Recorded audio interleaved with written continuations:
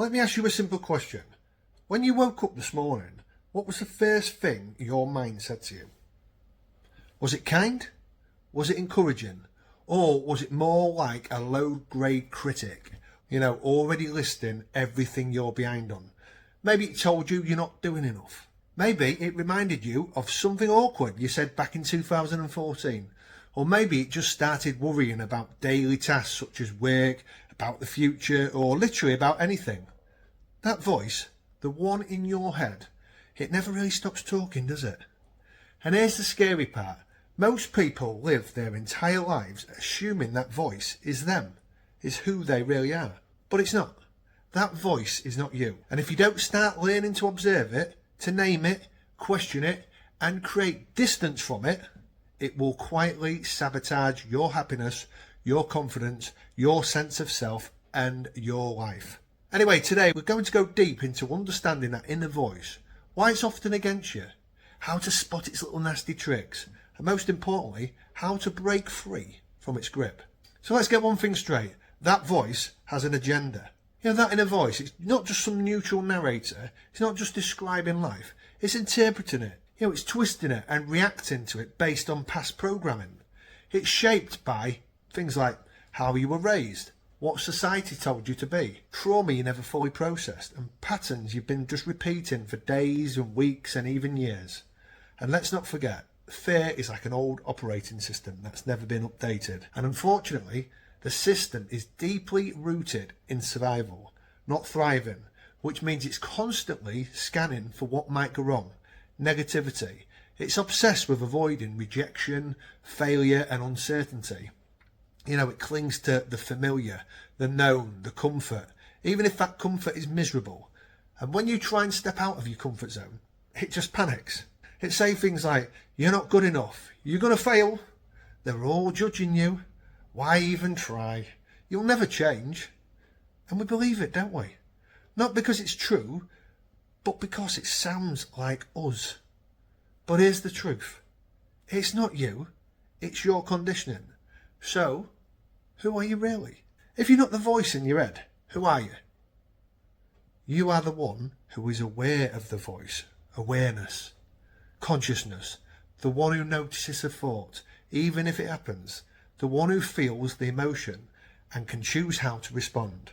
You are the observer. This is the beginning of freedom. The moment you realise that your thoughts are not you and not facts, they are passing, repetitive stories, and you are under no obligation to believe them. The power of naming your inner narrators is one of the best tools I've found for creating space between you and that mental noise, that mental chatter. And it's literally to give your thoughts names, actual character names. So let's say your mind starts spinning before a social event. Everyone's going to think I'm weird or don't know what to say. I'll probably make a fool of myself. Enter nervous Neil. Neil is the anxious roommate who always assumes the worst. Or maybe it's that part of you that constantly says, you should be working harder, you're lazy, you're falling behind again. Meet perfectionist Pete. Pete thinks rest is weakness and hustle is salvation. Then there's judgmental Judy, who critiques how you look in every photo. Or Doomsday Dan, who catastrophizes every little thing. Insecure Ian, who assumes that no one likes him. Comparative Kathy, who scrolls through social media and instantly feels behind. It's playful, yeah, but do you know what? It's effective. Because the moment you say, here's nervous Neil again, you're no longer being the thought, are you? You're watching it, you're observing it. And that's the whole game. You're not trying to silence the voice, you're just learning to observe it. And I tell you what, I'll link my video at the end, and it's a proper in-depth deep dive of how to learn to observe the mind, and using a candle technique as well. I'll link that at the end. It's a very good video. Check it out and you'll learn how to observe the mind through observing and watching a candle. Anyway, back to the video. So you're not trying to silence the voice. You're learning to observe it. Now here's something crucial here. You will never stop the voice completely. It's impossible. But you're not trying to do that. That's not the goal. The goal is to notice it without obeying it. Just to observe it.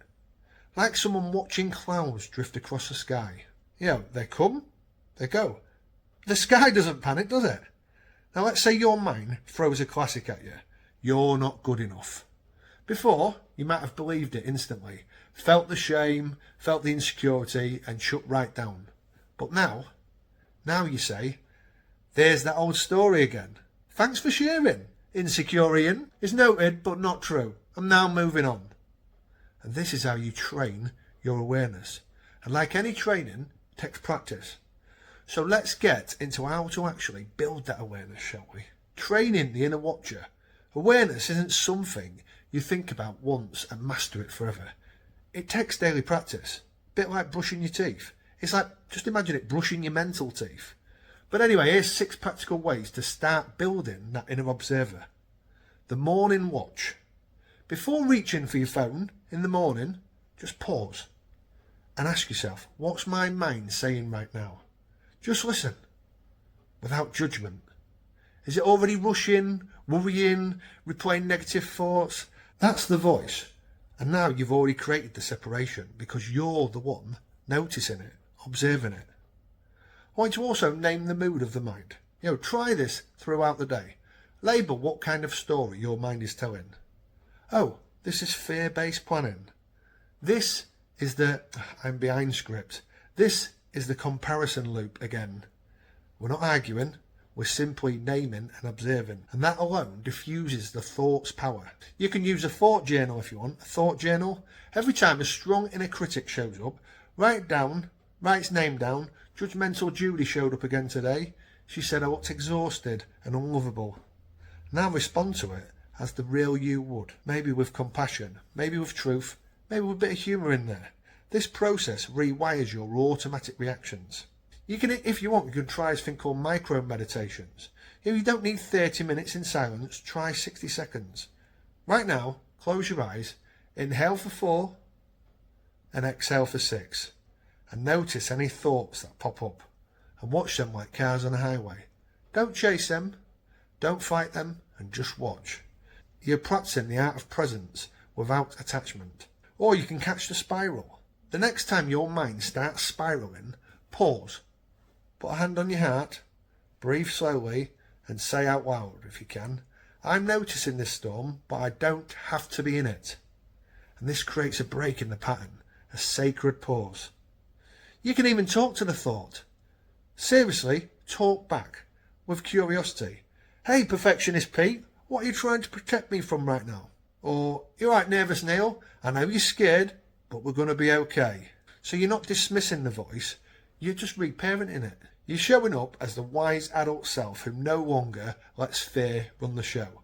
Because the volume of your inner critic, it often reflects the state of your nervous system. If you're overworked, sort of sleep deprived, overstimulated, or scrolling 5 hours a day, your mind will sound louder, more chaotic, the voice is louder, more negative. Sometimes the best thing you can do for your mental chatter is just to rest your body.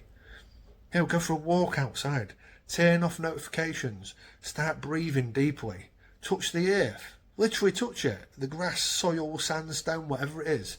Be where your body is, because when your nervous system feels safe, the voice in your head starts to calm down too. You have the power to choose a new inner narrative. So let's bring this full circle. You are not the voice in your head. You are the one who's hearing it.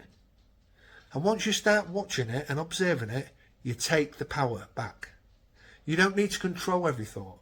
You don't need to fix every emotion. You just need to observe without becoming. And over time, that voice does get quieter, believe me. The stories lose their grip. The inner space expands, and from that, your true self can breathe again. You'll still hear nervous Neil from time to time, or judgmental Judy will be there, and she'll swing by uninvited. Insecure Ian will whisper when you take the big steps. But now you'll smile and say, thanks for your input, but I'll take it from here. I'm in charge. Because you're not living from fear anymore.